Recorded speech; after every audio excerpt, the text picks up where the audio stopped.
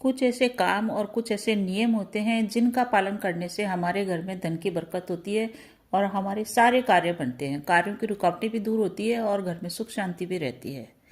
तो स्वागत है आपका ज्योतिष वास्तु और उपाय के चैनल में। बात करेंगे कुछ ऐसे काम की जो हमको गुरुवार को नहीं करना चाहिए, क्योंकि गुरु का दिन जो होता है वो बहुत ही भारी दिन होता है। गुरु ग्रह बहुत ही भारी है और जीवन में जितने भी सुख समृद्धि, कार्यों की सिद्धि, संतान, विवाह, पुत्र संतान, नौकरी, सभी के कारक गुरुदेव हैं। इसी के कारण हमको गुरुवार को कुछ काम करने से बचना चाहिए और कुछ खास काम है जिनको अवश्य ही हमको करना चाहिए। करेंगे इसके ऊपर विस्तार से चर्चा। तो स्वागत है आपका ज्योतिष वास्तु और उपाय के चैनल पे। आप मेरे अगर न्यू व्यूवर हैं तो इस सब चैनल को सब्सक्राइब करने का प्रयास करिए और कमेंट में जय श्री राम अवश्य ही लिख के आप जाइए। गुरुदेव हमारे जीवन में धन के कारक होते हैं। हमारे मान सम्मान, विवाह, पुत्र संतान, घर में सुख शांति, संपदा, सभी के कारक गुरुदेव हैं। और गुरु की स्थिति कुंडली में अच्छी है तो ये सभी चीजें ऑटोमेटिकली व्यक्ति को प्राप्त हो जाती है। परंतु कई बार गुरु की स्थिति कुंडली में खराब होती है, इस कारण से ये सभी चीजें प्राप्त करने में हमको मुश्किलों का सामना करना पड़ता है। उन लोगों को ये उपाय अवश्य करना चाहिए। इन उपायों को करने से व्यक्ति के सारे कार्य बिना किसी विघ्न बाधा के संपन्न होते हैं। सबसे पहले बात करते हैं विवाह की। विवाह करने की आयु होने के बाद भी विवाह नहीं हो पा रहा है, ऐसी कन्याएं बुधवार को सिर धोएं और बुधवार के बाद बुधवार या सोमवार को सिर धो लें और गुरुवार को भी अवश्य ही सिर धोएं, परंतु उसमें साबुन न लगाएं। उसमें जल और हल्दी मिश्रित करके आप सिर को धोएं और साथ ही साथ केले का पूजन करें। केले भगवान के वहां पे हल्दी का तिलक लगाएं और हल्दी का तिलक अपने मस्तक पे लगाएं। इससे आपके विवाह की रुकावटें दूर होएगी। गुरुवार को विवाह के उपाय के अंदर विष्णु सहस्त्र नाम का पाठ करने से भी सारी समस्या दूर होती है और गजेंद्र मोक्ष का पाठ लगातार 41 दिन तक करने से विवाह में आ रही रुकावटें दूर होती है। जो भी व्यक्ति धन के लिए परेशान है, धन उसके पास आ नहीं पा रहा है, उसको ये उपाय अवश्य ही करना चाहिए। इस दिन विष्णु भगवान की माँ लक्ष्मी के साथ पूजन करें और केले की पूजन करें। केले में हल्दी वाला जल चढ़ाए और गुड़ चढ़ाए और घी का, गाय के घी का दीपक लगाए। आपसे व्रत होता है तो आप व्रत कीजिए, नहीं तो आप विष्णु सहस्त्र नाम का पाठ कीजिए या उसका श्रवण कीजिए और गजेंद्र मोक्ष का भी आप श्रवण कीजिए। साथ ही साथ इस दिन खिचड़ी का सेवन बिल्कुल भी नहीं करना चाहिए। दाल चावल वाली खिचड़ी का सेवन भी नहीं करना चाहिए और किसी भी तरह से चावल का सेवन भी इस दिन करने से बचना चाहिए। धन से संबंधित प्रॉब्लम को समाप्त करने के लिए बेसन से बनी हुई चीजें इस दिन खानी चाहिए। कड़ी का सेवन करना बहुत ही शुभ रहता है इस दिन के अंदर और मांसाहार का सेवन व्यक्ति को नहीं करना चाहिए। भगवान शिव की पूजा के अंदर पीले रंग के पुष्प अवश्य ही चढ़ाए और केसर युक्त जल से भगवान शिव का अभिषेक करना बहुत ही फायदेमंद भी रहता है और शीघ्र से शीघ्र हमारी समस्या भी दूर करता है। इस दिन व्यक्ति को धन उधार देने से भी बचना चाहिए और कबाड़ी को भी अपना कबाड़ बेचने से बचना चाहिए, क्योंकि इस तरह से करने से धन की देवी हमारे यहाँ से निकलती है बाहर। तो इस चीज का आप विशेष करके ध्यान रखें। धन उधार न दे और न ही धन उधार ले। जितना हो सके अपने धन का संचय करके चले।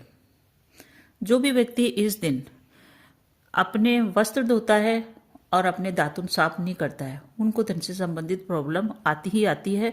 इस दिन हमको बाल भी नहीं कटवाने चाहिए और हमको दाढ़ी मूंछ का भी जो होते हैं बाल पुरुषों के, उनको एक दिन पहले हटा लेना चाहिए। इस दिन हटाने से बचना चाहिए।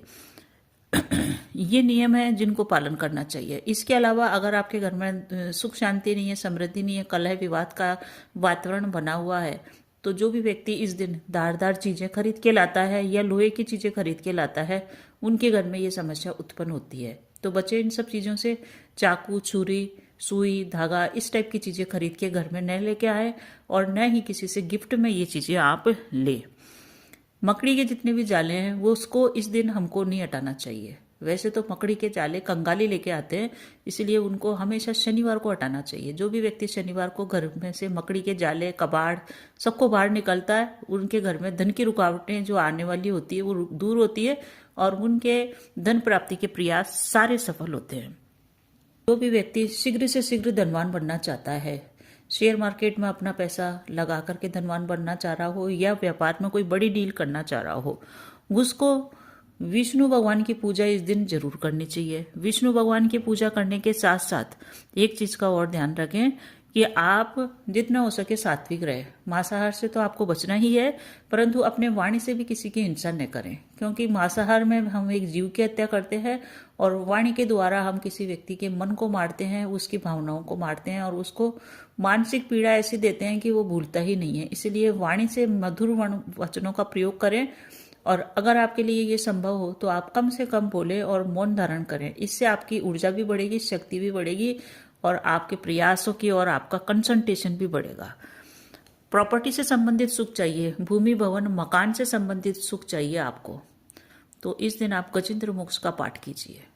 गजेंद्र मोक्ष का पाठ करने से आप सारी समस्याओं से छूट जाएंगे और जो लक्ष्य आपने निर्धारित करा है उसको आप प्राप्त करेंगे। विष्णु सहस्त्र नाम का पाठ इस दिन से आप स्टार्ट, भगवान विष्णु की पूजा आप करेंगे तो वैवाहिक जीवन ऑटोमेटिक ही आपका सुख में हो जाएगा, क्योंकि भगवान विष्णु ही कृष्ण के अवतार हैं और उन्हीं की पूजा करने से राधा और कृष्ण का जो प्रेम था वो आपको प्राप्त होएगा। माँ लक्ष्मी आपसे रूठ के भी नहीं जाएगी और आपके जीवन संगिनी का आपको सानिध्य प्राप्त होएगा।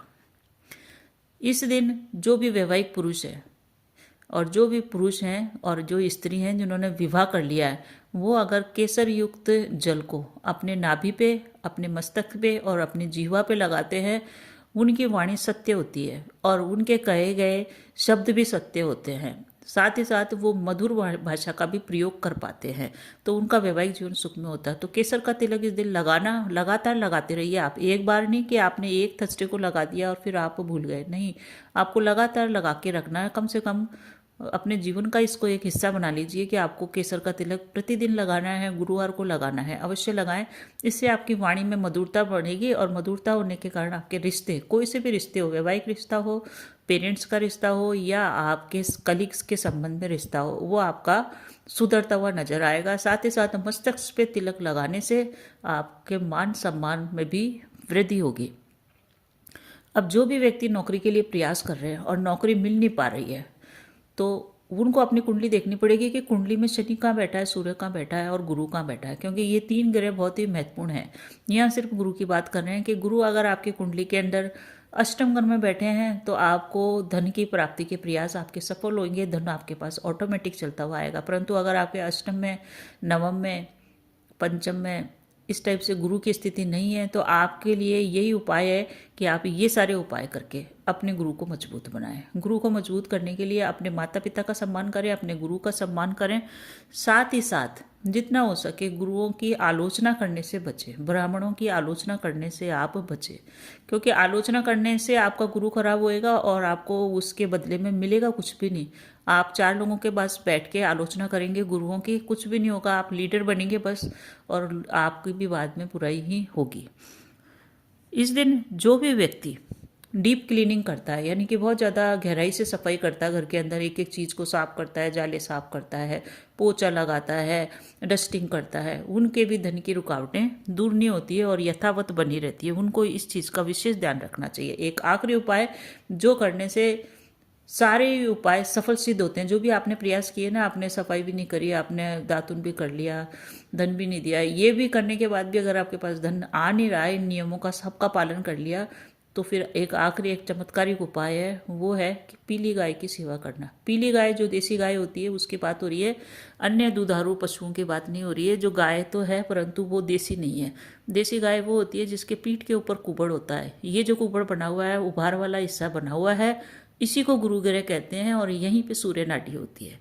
तो सूर्य नाड़ी मजबूत होती है, इसके ऊपर आप हाथ फेरिए, गुरु आपका प्रबल रूप से मजबूत हो जाएगा इस हम्प पे हाथ फेरने से। जो भी व्यक्ति देसी गाय के इस कुबड़ पे हाथ फेरने का, उसकी मालिश करने का सौभाग्य प्राप्त कर लेता है, उसका गुरु ग्रह इतना मजबूत हो जाता है कि महंगे से महंगे पुखराज रत्न धारण करने की जो आपकी है इच्छा वो भी पूरी हो जाएगी। और रत्न से ज़्यादा इफेक्टिव इस हम्प पे हाथ फेरना है। तो अवश्य करिए ये उपाय और अपने जीवन में सुख, शांति, समृद्धि प्राप्त कीजिए। गाय को गुड़ रोटी खिलाना भी एक गुरु का ही उपाय है, वो भी आप कर सकते हैं।